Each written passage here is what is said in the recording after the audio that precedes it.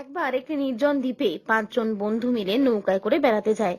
যেদিন সকালে তারা বেড়াতে যায় সেদিন বিকালের মধ্যেই তাদের ফিরে আসার কথা ছিল, কিন্তু যে নৌকায় করে তারা বেড়াতে যায় সেই নৌকাটি জলদস্যুরা চুরি করে নেয়।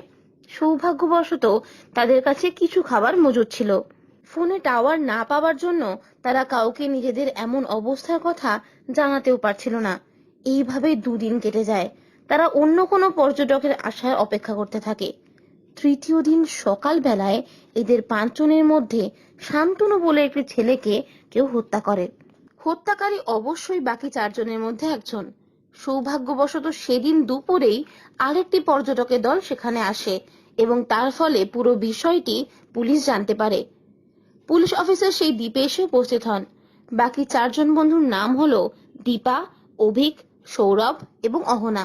পুলিশ পরীক্ষা করে জানতে পারে যে শান্তনুর মৃত্যু হয়েছে সকাল 9টা নাগাদ। পুলিশ 4 বন্ধুকে জিজ্ঞাসা করে যে তারা ওই সময় কে কি কাজ করছিল। দীপা জানায় সে ফল খোঁজার জন্য দ্বীপটি ঘুরে দেখছিল।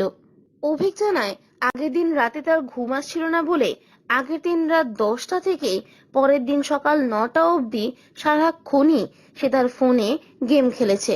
সৌরভ জানায় যে সে লাল কাপড় খুঁজছিল, কারণ সে ভেবেছিল যে যদি একটি লাঠির উপরে লাল কাপড় দিয়ে লাঠিটি পোতা যায় তাহলে কোনো নৌকা দূর দিয়ে গেলেও তাদের লাল কাপড়টি নৌকার পর্যটকদের চোখে পড়লে তারা অবশ্যই দ্বীপের কাছে আসবে।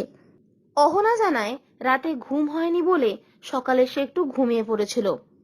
পুলিশ অফিসার বুঝতে পারেন যে এদের মধ্যে সবচেয়ে বেশি সন্দেহভাজন কে।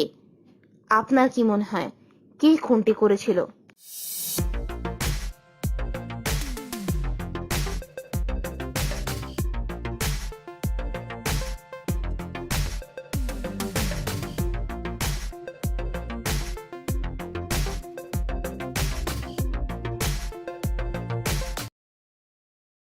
খুনটি করেছিল অভিক।